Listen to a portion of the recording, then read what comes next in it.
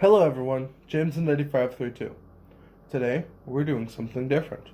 I don't know about you, but I've noticed character analysis has become a rather large thing in the fandom. From Sodor's Finest to Character Gallery, everyone seems to be getting into this, and it's high time I do as well. I've wanted to do character analysis since early 2021, and seeing as it is 2022, I think it's a good time to start.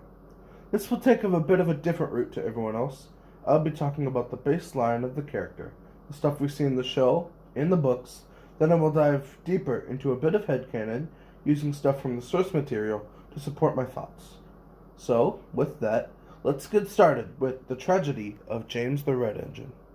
James the Red Engine is the number 5 of the Northwestern Railway. He arrived in 1925 and crashed on his first day.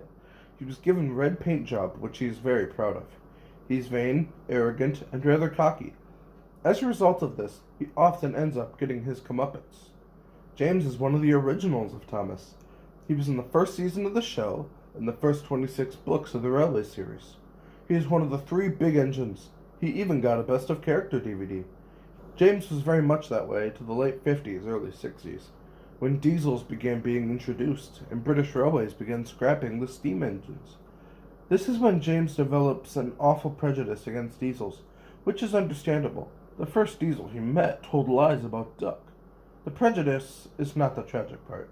The tragic part is his whole ego is based off his paintwork.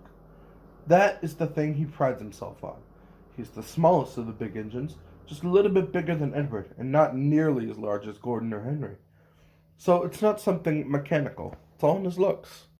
When the diesels were introduced and mass-produced, it totally blew James's ego out of the water, because these things were boxy, grimy, and dirty. They all looked the same, which is totally against everything James stands for.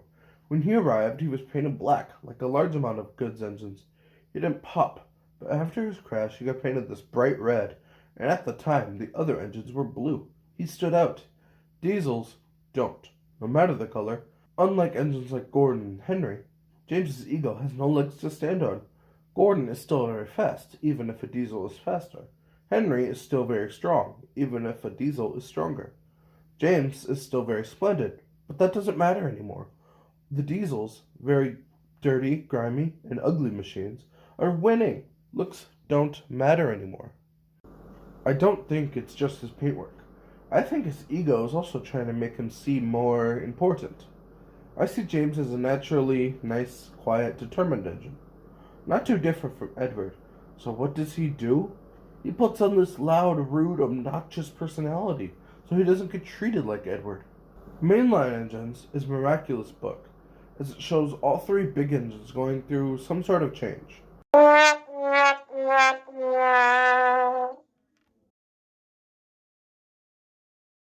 Wrong Road is a story about Gordon.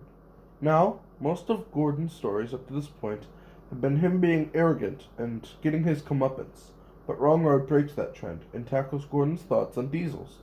Initially bad, but after he believes Boko rescued him from Bill and Ben, he is a lot less suspicious of diesels and less arrogant, especially after hearing of his brother's deaths in Tenders for Henry. Tenders for Henry. Flying Scotsman comes to town, and Henry gets jealous, and Duck plays a trick on him. This is significant for Henry, because it shows Henry becoming a little bit more naturally arrogant. But it's different from reasons from before. Usually it was always about size and power, but now it's about how hard you work. Henry believes if he works hard, he'll get more tenders and save himself. It's a different kind of arrogance from the old sort of largest and powerful. Buzz Buzz is a story about James being rude and getting his comeuppance. This is a very James story, but the incident and the beginning aren't connected. But it does show James's diesel prejudice. He sees Boko and Duck speaking about bees, and James comes in and is not only arrogant, but tells Duck don't listen to Boko. Boko doesn't appear again for the rest of the story, but this is where his arrogance and diesel prejudice are combined. James in the diesel engines, where his arrogance has reached an all-time high, where the others were relieved when he's not around. When he doesn't hate diesels, he is still arrogant.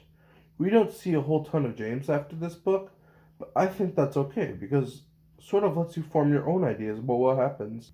In conclusion, Many people say James is a weak character or is insignificant, but I wholeheartedly disagree. James is a very unique character. As many engines in the books progress, James regresses, showing that not everybody improves. James has my favorite arc of the Railway series, and it is, in my opinion, one of the most realistic.